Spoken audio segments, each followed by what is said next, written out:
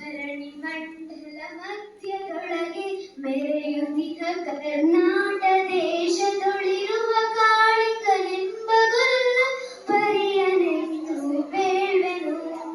ಎಳೆಯ ಮಾವಿನ ಮರದ ಕೆಳಗೆ ಕೊಳಲನು ಊದುತ್ತ ಗೊಲ್ಲ ಗೌಡನು ಬಳಸಿನಿಂದ ತುರುಗಳೆಂದು ಬಳಿಗೆ ಕರೆದನು ಹರುಷಲಿ.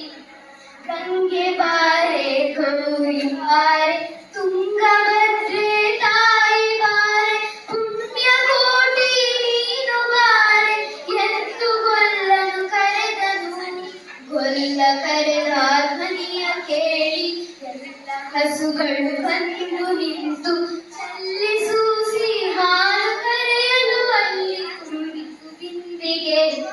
ಸತ್ಯವೇ ಭಗವಂತನೆಂಬ ಪುಣ್ಯ ಕೋಟಿಯ ಕಥೆಯು ಹಬ್ಬಿದ ಮಲೆ ಮಧ್ಯದೊಳಗೆ ಅದ್ಭುತಾನೆಂದೆಂಬ ವ್ಯಾಕೃತ ಅಬ್ಬರಿಸಿ ಹಸೆ ಹಸೆದು ಬೆಟ್ಟ ಕಿಪ್ಪಿಯೊಳು ತಾನಿದ್ದನು. ಸಿಡಿದು ರೋಷದಿ ಮೊರೆಯುತ್ತಾ